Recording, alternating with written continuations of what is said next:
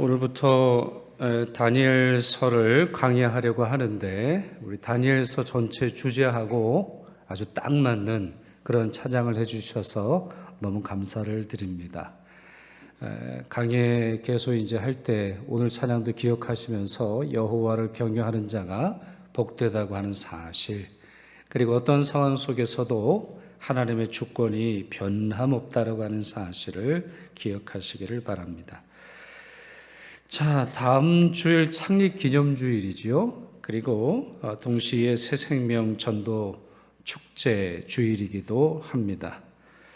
여러분, 우리 새로운 생명이 탄생되는 것만큼 흥분되는 일이 있을까요? 또 신비한 일이 있을까 싶습니다. 육체적으로나 또 영적으로나 새 생명이 탄생되는 그러한 날, 동시에 여러분, 창립 기념주일이라는 것이 무엇이겠습니까? 우리 교회가 탄생한 날을 기념하고 기억하는 것인데, 우리로서는 더 기쁘고 감격스러운 일이 없는 그런 날이 되겠습니다. 또 특히 올해는 담임목사 위임 예식이 있게 되겠죠. 많은 분들이 바쁘게 보내고 계시는데 우리 수고하는 모든 분들에게 깊은 감사를 드리고요. 또 하나님께 큰 영광을 돌려드리는, 또 하나님의 부르심에 합당하게 쓰임받는 우리 모두가 되는, 또 새롭게 결단하는 그런 날이 되기를 소망합니다.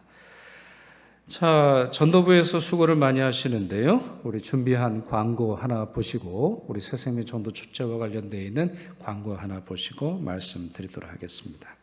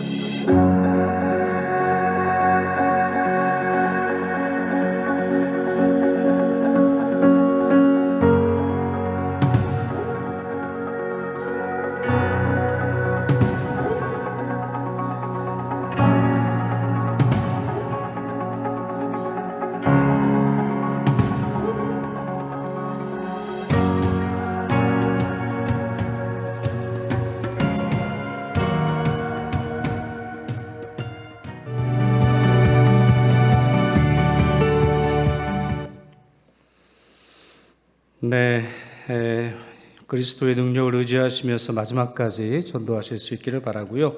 또 전도는 하루만 하는 것이 아니죠. 우리 새생명 전도 축제 이날만 하는 것이 아니라 여러분들의 삶이 계속되는 그러한 시간 속에서도 전도하시면서 살아가실 수 있기를 바랍니다. 자, 이제 말씀 서로 함께 좀 나누죠. 여러분, 불확실성의 시대라는 말 들어보셨습니까? 불확실성의 시대. 자, 이 말은 1976년 BBC에 특별한 요청을 받은 갈브레이드라고 하는 교수가, 이분은 이제 캐나다 태상이고 또 미국의 경제학자로 아주 유명한 분이죠. 이분이 이 방송국의 요청을 받아서 이제 대본을 쓸 때에 그 대본의 제목입니다. 불확실성의 시대. 자, 이 말이 20세기를 대표하는 말이죠. 20세기 큰 두 번의 세계 대전이 있었고 또 불확실성이 어느 때보다도 많았던 그런 시대입니다. 그러나 얼마 전부터 이 말이 좀 바뀌었습니다. 불확실성의 시대가 아니라 초불확실성의 시대, 이렇게 불립니다. 지금 우리가 살아가고 있는 21세기는 초불확실성의 시대라는 것이죠. 그렇습니다. 이전 세대와 비교했을 때 우리는 그 예를 찾아보기 힘들 정도로 빠르게 변화하고 불확실하고 복잡하고 모호한, 미래가 어떻게 될지 우리가 쉽게 추측할 수 없는 그런 시대를 살아가고 있습니다. 다니엘이 살았던 시대도 마찬가지죠.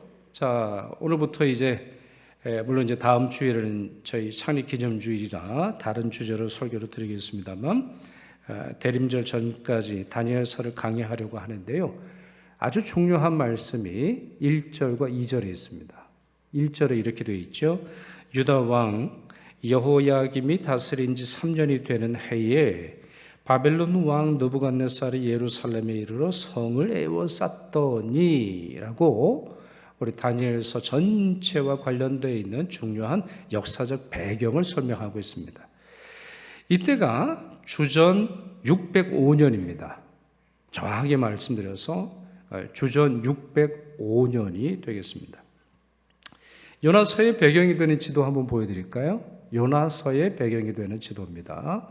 여러분이 우리 지난 설교에서 요나서 강해를 들으셨는데, 자, 이때로부터 다니엘의 시대는 한 150년 후기에 있습니다. 뒤에 일어난 일인데 이 지도는 여전히 유효하죠.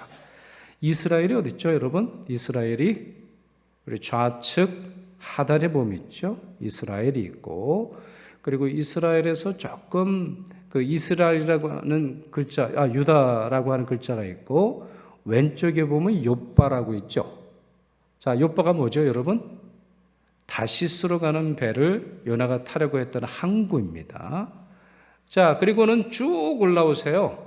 쭉 올라와서 오른쪽에 보시면 아시리아라는 곳이 있습니다. 여러분 지도 잘 보이시죠? 우리 화면도 바뀌어서 이제는 안 보인다 이런 말씀 하실 수 없으실 것 같은데, 자, 아시리아 위에 니느웨가 있습니다. 그러니까 예루살렘으로부터 대략 800km 떨어진 곳이에요. 그리고 요나가 좀 가기 싫어했을 만합니다. 800km, 서울, 부산을 왕복하는 굉장히 먼 거리가 되겠습니다. 자, 이곳에 이 니느웨를 중심으로 해서 세상을 다스렸던 나라가 아시리아 아니면 아수르 이렇게 되겠습니다. 자, 그런데 지도의 오른쪽 밑에 내려오 보시면 바벨론이라고 하는 도시가 있고 바벨로니아라고 하는 나라 이름이 있습니다. 자, 이 나라는 신생국이 아닙니다. 아주 오래된 그러한 나라이고, 창세기에도 보면 바벨탑이라고 하는 곳이 있을 정도로 굉장히 오래된 아주 고대로부터 사람들이 살던 그런 곳인데, 이곳에 있는 나라가 점점 세력을 확장시키고 있었습니다. 어느 때요? 요나 시대 때. 그러니까 요나 시대 때에 이 땅의 주인은 아수르였는데 바벨론은 밑에 있으면서 점점 세력을 확장시키던 중이었죠. 그러다가 주전 612년에 니느웨를 점령합니다. 누가요? 바벨론이. 그래서 지금 여러분 지도에 그 초록색으로 되어 있는 부분은 아수르의 땅을 의미하는 거고, 바벨로니아는 훨씬 더 큰 영토를 차지하게 되죠. 그리고 바벨론을 견제하려고 했던 이집트 대군과 갈그미스는 어디 있죠? 지도의 맨 위 중앙에 있습니다. 그러니까 니느웨보다도 서쪽에 있죠. 여기서 바벨론과 애굽, 이집트의 엄청난 대군이 전쟁을 벌이게 돼서 바벨론이 승리하게 됩니다. 이때가 어느 때냐? 주전 605년입니다. 주전 605년.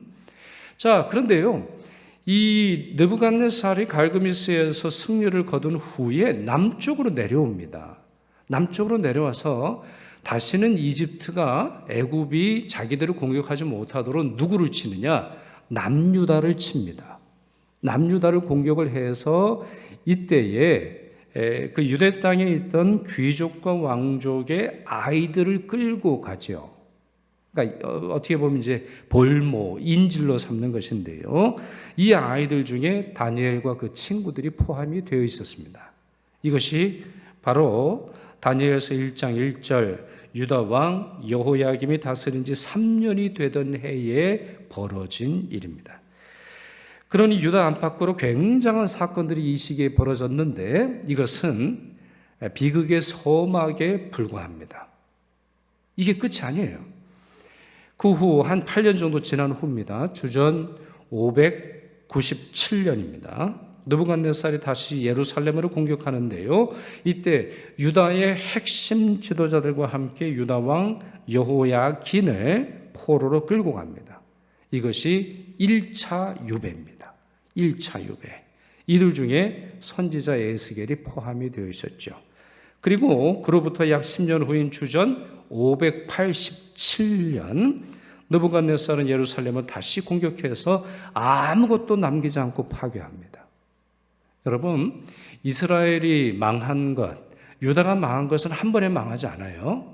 한 20년에서 30년에 걸친 긴 과정 속에서 돌아오라고 하는 하나님의 메시지를 듣지 못하고 그저 미래의 낙관적인 행동, 좋아질 거야. 시간이 지나면 좋아질 거야. 역사란 그런 거야. 역사라고 하는 거는 좀 내려갔다가 올라갔다 그러기도 하는 거지, 하나님이 우리를 도와주실 거야. 이렇게 그냥 낙관적이고 미래에 대한 불투명함 속에서 신앙의 회개를 하지 않는 그 과정이 20년에서 30년 됩니다. 587년 아무것도 남기지 않고 파괴가 됩니다. 그리고는 느부갓네살 왕이 어떻게 하느냐? 성전에 있는 모든 기물들을 가져갑니다. 야긴과 보아스라고 성전 앞에 두 기둥이 세워져 있는데요. 그 기둥을 홈으로 때릴 뿐만 아니라 이 성전에 남아있는 모든 물건을 가져갑니다. 그 중요한 이유는 뭐냐? 하나님께서는 여호와의 형상을 만들지 못하게 하셨기 때문에 여호와의 형상을 대신할 만한 물건을 가져가는 거예요. 그리고는 어디다 갖다 놓느냐? 자신들의 신들이 여호와를 이긴 것처럼 자랑하기 위해서 바벨론 신전에, 바벨론이 섬기는 신들의 신전에 여호와의 성전의 기물에 있던 기물들을 갖다 놓습니다. 자, 이런 일이 일어난 이유는 무엇일까요? 이런 일이 일어난 궁극적인 이유가 무엇일까요? 물론 여기에는 유다 사람들의 범죄, 유다 사람들이 회개하지 않는 것이 포함이 되겠습니다만 본문 2절이 이렇게 대답합니다. 본문 2절 같이 읽겠습니다. 주께서 유다 왕 여호야김과 하나님의 전 그릇 얼마를 그의 손에 넘기심에 그가 그것을 가지고 신할 땅 자기 신들의 신전에 가져다가 그 신들의 보물 창고에 두었더라, 이렇게 되어 있습니다. 핵심적인 내용을 말씀드릴게요. 주어가 뭐죠? 이 전체 문장의 주어가 뭐예요? 주께서. 그러면 동사는 뭡니까? 주께서 넘기셨다, 이렇게 말합니다. 이 문장은 굉장히 충격적입니다. 자, 이 문장이 다니엘서 전체를 관통하는 문장이에요. 이 문장을 이해하지 못하면 다니엘서는 이해할 수 없어요. 이 문장을 이해하지 못하면 우리 시대를 해석할 수 없어요. 이 문장을 이해하지 못하면 인생이 오르락내리락 하는, 그렇게 업앤다운 하는 그러한 과정에서 참된 신앙 위에 견고히 설 수 없다. 저는 이렇게 생각을 합니다. 바벨론에게 이스라엘이 패배하지 않았습니까? 이럴 경우 이스라엘의 하나님인 여호와께서 바벨론의 수호신 마르두게에게 패배한 걸로 여겼습니다. 이게 이제 사람들의 생각이에요. 야, 저거 봐라. 유대가 망했다. 유대 사람들이 섬기는 신이 힘이 약한가 보다. 야, 바벨론의 신이 힘이 더 센가 보다. 마르둑이라고 하는 그 신을 섬겨야 되겠다. 사람들이 이렇게 생각한단 말이죠. 자, 그런 이유로 조금 전에 말씀드린 것처럼 느부갓네살은 성전의 잭이나 집기류를 노략질해서 자기 신들의 보물 창고에 넣어둔 것입니다. 그러나 2절 말씀에서 다니엘은 하나님을 주라고 불렀습니다. 주라는 말이 무슨 뜻이죠? 주인이라는 말입니다. 다른 말로 통치자라는 말입니다. 이미 제가 역사에 대해서 말씀드렸잖아요. 605년에 벌어진 일, 그리고 597년에 벌어진 일, 그리고 586년에 벌어진 일, 587년에 벌어진 일 말씀을 드렸는데, 사람들은 여호와가 사라졌다, 여호와가 죽었다, 여호와가 패배했다 이렇게 말합니다만, 다니엘은 하나님을 주라고 고백했습니다. 주인이라는 말이에요. 통치자라는 뜻입니다. 아니, 하나님이 패배하신 것이 아닙니까? 성전이 붕괴되었습니다. 지성소가 약탈당했습니다. 하나님의 통치도 사라진 게 아닌가요? 대답은 무엇이죠?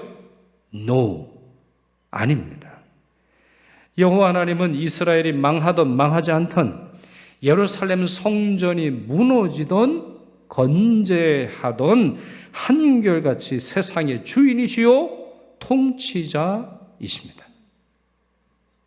하나님께서는 이 시대도 역시 마찬가지예요. 교회가 제대로 역할을 감당하든 감당하지 못하든, 성도들과 성도들의 사업과 성도들의 일터와 성도들의 생활이 건실하든 건실하지 않든 그분은 여전히 주인이십니다. 뿐만 아니라 다니엘은 주님께서 주셨다 이렇게 말해요. 주셨다. 느부갓네살이 뺏었다, 느부갓네살이 약탈해 갔다 이렇게 말하지 않고 주께서 주셨다. 바벨론은 유대인에게서 성전 기물을 빼앗은 것도 아니라 하나님께서 마치 자기 물건의 양도하듯이 넘겨주셨다라고 하는 말인데요, 그것이 바로 하나님의 계획이었다라고 하는 말씀입니다. 이 사실은 여러 예언자들의 글을 통해서 확인됩니다. 가장 놀라운 말씀이 예레미야서가 아닐까 싶은데요, 예레미야서 25장 9절, 자, 이 말씀 보시면 유다를 망하게 한 장본인 느부갓네살을 하나님께서는 하나님의 종으로 말씀하고 계십니다. 하나님의 원수라고 불려야 맞을 것 같은데, 하나님의 백성들인 이스라엘 또 유다를 파괴한 그 장본인을 지금 이 말씀은 하나님의 종으로 설명하고 있습니다. 그 말씀 같이 읽어볼까요?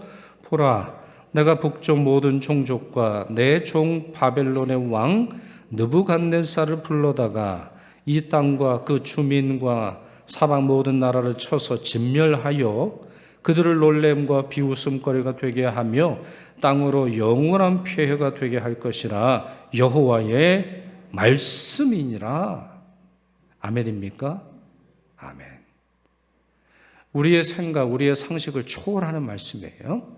하나님께서는 선한 사람만 사용하시는 것이 아니라 악한 자를 사용하기도 하시는 것이죠. 그러니 다시 다니엘서 1장으로 돌아오셔서 1절과 2절 말씀이 의미하는 바를 이해하시겠습니까? 그것은 유다와 바벨론 간에 벌어진 전쟁의 최고 사령관이 누구란 말이죠? 하나님이라는 말이에요. 바벨론은 하나님의 손에 들린 심판의 도구였다라고 하는 뜻이 되겠습니다. 자, 이것은 대단한 믿음이고요, 역사의 흐름을 대범하게 해석하는 것이 아닐 수 없습니다. 여러분, 역사는 승자의 원리에 따라서 해석합니다. 그렇잖아요. 어떤 나라가 어떤 나라를 이겼습니다. 그러면 승리한 나라의 이데올로기, 승리한 나라의 입장, 승리한 나라의 생각에 의해서 지배당한 나라가 바뀌는 것을 볼 수 있죠.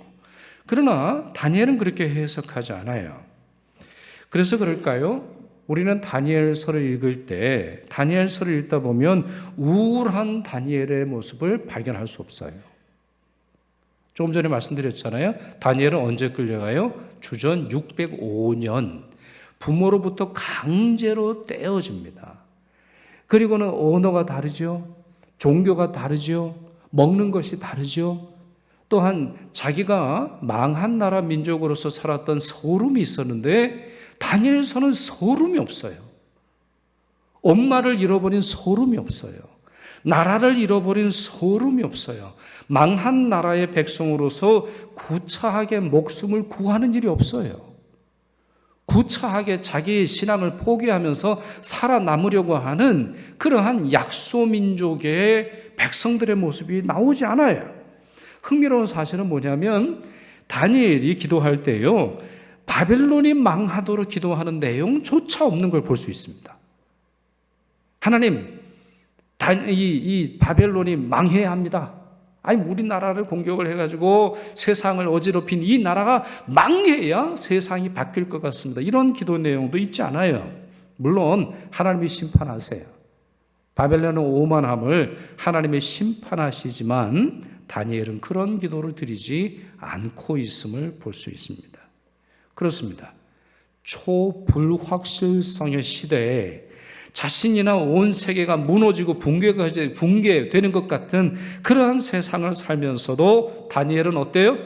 다니엘은 평온합니다. 다니엘은 두려워하지 않아요. 다니엘은 걱정하지 않습니다. 다니엘은 염려하지 않아요. 다니엘은 하나님께 두 손을 올려 보내면서 항변하거나 왜 우리 민족을 망하게 하셨는가? 왜 우리 가정을 이렇게 만드셨는가? 하나님께 항의하지 않아요. 그의 마음은 평온합니다. 그 이유가 무엇일까요? 하나님께서 세상의 주인이시라는 것을 그가 믿었기 때문입니다. 이것이 다니엘서의 주제입니다. 무슨 말인가 하면 이 사실을 역사적인 사건과 개인의 고백과 꿈과 비전을 통해서 드러내고 설명하는 것이 바로 다니엘서의 내용이라는 말입니다. 일례로 다니엘이 느부갓네살의 꿈을 해석해 줄 때가 있습니다. 다니엘이 어떤 꿈을 꿨는데요, 그 꿈의 내용조차 말하지 않으면서 꿈을 해석해 봐라 이렇게 말하는 그런 사건이 벌어집니다. 자, 그때 다니엘이 이렇게 말합니다. 다니엘서 2장 21절입니다.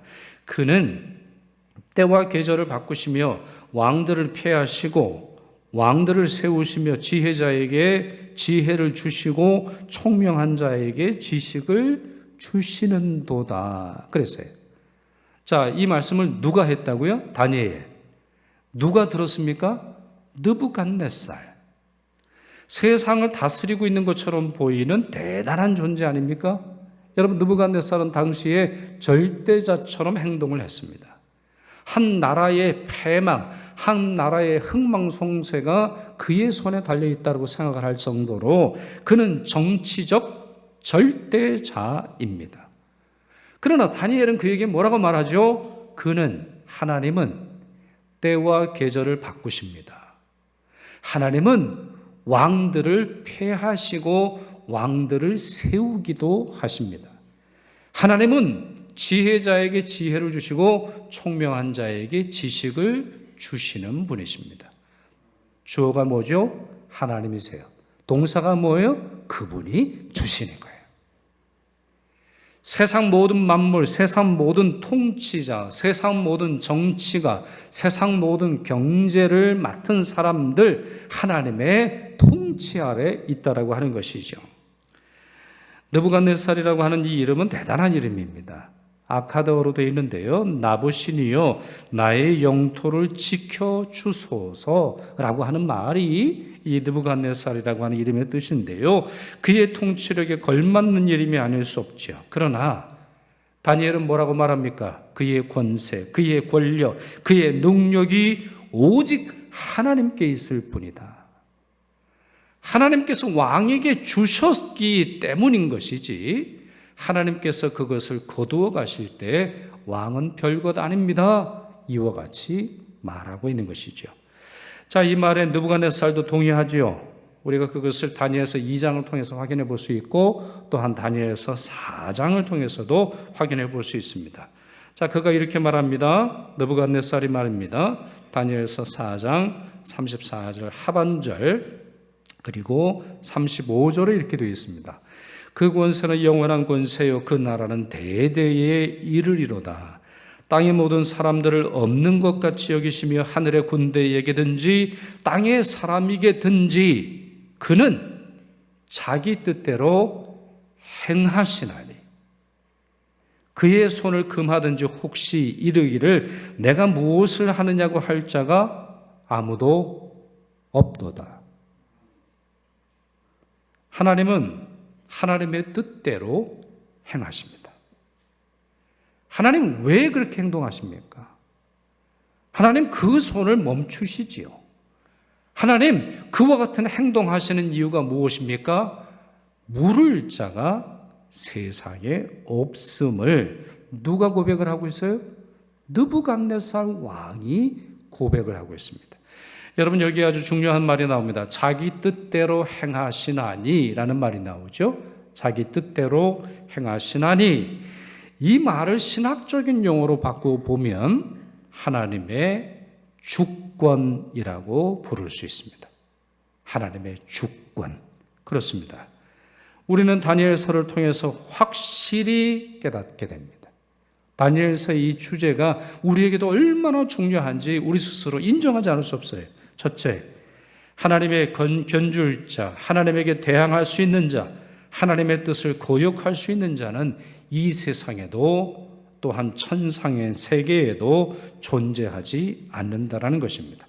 둘째, 일시적으로 하나님께서는 자신의 명예와 자신의 위엄과 자신의 권능을 내려놓으실 수도 있겠지만, 또한 일시적으로 악한 자들이 권세를 잡도록 허락하신다거나 그들을 이용하여 심판하시기도 하시겠지만, 이마저도 하나님의 주권의 일부분이라는 것입니다. 여러분, 이것이 성경 전체의 주제 아닙니까? 예수님의 십자가에서 보여준 진리 아닙니까? 나약해진 예수. 아니, 그분은 세상에 병든 자를 고치시고, 또한 하나님께서 주시는 주권을 통해서 하나님의 뜻을 이루시는 놀라운 분이신데, 스스로 십자가에서 자기 생명을 내어주시던 분 아니십니까? 동시에 여러분, 요셉의 믿음이기도 하지 않았나요? 요셉의 형들 참 악한 사람들입니다. 나쁜 사람들이에요. 그들이 이 요셉의 생명을 빼앗으려고 했던 적이 있죠. 그리함으로 말미암아 요셉이 겪은 소름과 외로움과 고통은 말로 다 할 수 없습니다. 그러나 그 모든 일들을 계획하신 분이 누구세요? 하나님이세요. 아니, 이게 무슨 말입니까? 욥의 고난, 욥이 어려울 때 하나님이 왜 안 막아주셨나요? 욥이 그 구덩이에 갇히고 그리고 아라비아 사람들에게 팔려갈 때 하나님께서 능력을 보여주셔서 권능을 나타내셔서 요셉은 내가 사랑하는 사람이다, 너희들 나쁜 짓 하고 있어, 이렇게 말씀하시면 얼마나 좋겠는가, 우리가 이렇게 생각을 해볼 수 있습니다만, 하나님의 계획이었음을 요셉은 잘 알고 있었습니다. 그래서 창세기 50장 20절에 그가 이렇게 말하죠. 당신들은 나를 해하려 하였으나 하나님은 그것을 선으로 바꾸셨습니다. 하나님이 바꾸셨습니다. 그리고 오늘과 같이 많은 백성의 생명을 구원하게 하시려 하셨습니다. 이렇게 말합니다. 그렇습니다. 형들이 망가뜨린 인생이라 할지라도 하나님은 선으로 바꾸셨습니다. 그게 어떻게 가능할까요? 모든 사람과 상황과 모든 사람과 또 모든 상황과 모든 역사와 이를 주관하시는 분이 형들이 아니라 하나님이시기 때문이죠. 오늘 다니엘서 1장 1절, 2절을 살펴보았는데요. 이 말씀은 다니엘서 전체의 역사적인 배경일 뿐만 아니라 아무리 강조해도 지나침이 없는 성경적 진리, 즉 하나님의 주권의 강력함을 우리로 알게 합니다. 이 믿음을 가지고 있는 사람들은 평온합니다. 아무리 불확실성의 시대를 살아간다 할지라도, 아무리 모호하고 아무리 바뀌고 아무리 뒤집어지는 것처럼 보이는 시대를 산다 할지라도 그의 삶은 견고합니다. 우리 그와 같은 내용을 시편 102편을 통해서 확인할 수 있는데요. 그 말씀 이렇습니다. 천지는 없어지려니와 주는 영존하시겠고 그것들은 다 옷같이 낡으리니 의복같이 바꾸시면 바뀌려니와 주는 한결같으시고 주의 연대는 무궁하리이다. 주의 종들의 자손은 항상 안전히 거주하고 그의 후손은 주 앞에 굳게 서리이다 하였도다. 아무리 세상이 뒤집어진다 할지라도, 아무리 내 미래가 모호하고 불투명하다 할지라도, 내가 남겨놓은, 내가 모아놓은 재산이 점점 바닥을 향해 치고 있고 내 건강은 점점 약해지고 있다 할지라도, 천지를 지으신 하나님을 믿는 종들의 자손, 믿는 자는 완전히 거하고 또한 굳게 서리이다, 이렇게 고백하고 있습니다. 그렇습니다. 이것이 바로 하나님의 주권을 믿는, 하나님의 주권을 믿는, 하나님의 주권을 믿는 성도의 자신감이자 정체성이자 그 삶의 실존임을 믿습니다. 사랑하는 여러분, 다니엘이 경험했던 것 같이 인생이 꼬이고 역사가 송두리째 흔들리고 불확실해 보일 때가 있습니다. 요즘 우리 시대처럼 말입니다. 과거에는 연금을 들면 노후가 보장들이라고 여겼습니다. 과거에는 국가가 잘 살면 나도 잘 살리라 여겼습니다. 과거에는 이렇게 하면은 내 삶이 안정되리라고 여겼습니다만, 이제 미래는 불투명하기만 합니다. 우리 교회가 세워졌던 92년 전만 해도 목회이든지 교회 사역이든지 열심히 노력하면 쉽게 부흥했던 시대였습니다. 그러나 이제 그런 시대는 간 것처럼 보입니다. 아무리 복음을 전해도 사람들은 반응하지 않고 이제 사회적 지탄의 대상이 교회가 되어버렸습니다. 여러분들이 드라마를 보십시오. 여러분들이 영화를 보세요. 악당들의 상당수가 교회를 다닌다, 이렇게 설명을 하고 있지요. 이것에 우리는 그렇지 않다라고 말하고 있습니다만, 실상 벌어지는 일들은 그와 같은 일이 많음을 우리 스스로 인정하지 않을 수 없습니다. 과거에는 목사면 신뢰할 수 있었죠. 그래도 과거에는 어디 나가면 목사님이라고 하는 말을 많이 들었습니다. 그러나 이제는 님을 찾아보기 어렵습니다. 모든 것이 불확실해 보이고 모든 것이 흔들리고, 도덕도, 성적인 관계도, 부부의 개념도, 가정이라고 하는 아주 본질적인 부분도 흔들리고 있는 시대를 살아가고 있습니다. 어쩌면 다니엘서의 배경이 되는 그런 시대보다 우리 시대가 훨씬 더 흔들리고 훨씬 더 불확실하고 훨씬 더 모호한 것처럼 보입니다. 그래서 그런지요, 요즘 젊은이들 결혼을 잘 안 한다고 하죠. 내가 결혼을 하고 나서 행복하게 살 자신이 없어요. 그럴 만한 것이 두 쌍 중에 한 쌍이 이혼을 하니 내가 아이를 낳고 아이를 길러봐야 이혼할 확률이 높으니 결혼 안 하는 그런 청년들이 많다는 거예요. 출산율이 점점 떨어지고 있죠. 우리 작년에는 0.78명입니다. 그런데 올해 벌써 또 줄었어요. 올해 1월에서 6월까지 조사를 했는데 0.7명이 됐습니다. 그래서 지금 이제 예측하기로는 올해 0.6 몇이 되리라고 생각을 합니다. 그래서 이제 많은 나라가 그렇게 얘기를 한다 그러네요. 대한민국의 가장 큰 위협은 북한이 아니다. 출산율이다. 누가 밖에서 공격을 하지 않아도 우리 스스로 우리가 생존하기 어려운 그런 시대를 살아가고 있다 말합니다. 왜 이런 일이 발생하나요? 불확실하다고 생각을 하기 때문입니다. 아이를 낳고 아이를 기르고 또 아이가 건강하게 태어나고 건강하게 자라게 할 자신감이 사람들의 마음속에 점점 사라지고 있기 때문인 것이죠. 이럴 때 우리는 더욱더 하나님의 주권을 신뢰해야 합니다. 그럴 때 변함없는 하나님의 능력과 위로와 은총이 여러분과 함께 할 것이며, 여러분과 여러분의 자녀들은 또한 우리 교회는 태산과 같은 견고함을 얻게 될 것입니다. 기도하겠습니다. 온 세상을 다스리시고 온 세상을 만드시고 온 세상을 다스리시는 하나님, 저희에게 하나님의 변함없는 권능과 섭리를 알고 깨닫게 하시니 감사드립니다. 세상이 흔들려 그 기초까지 변하는 전환의 시대를 저희가 살아가고 있습니다. 이와 같이 불안하고 미래를 전망하기 어려운 때에 저희로 참된 신앙의 굳건히 서도록 도와주옵소서. 그리하여 천지와 천지의 기초가 없어진다 해도 주는 영존하시며 하나님의 주권은 변치 않음을 믿게 하여 주옵소서.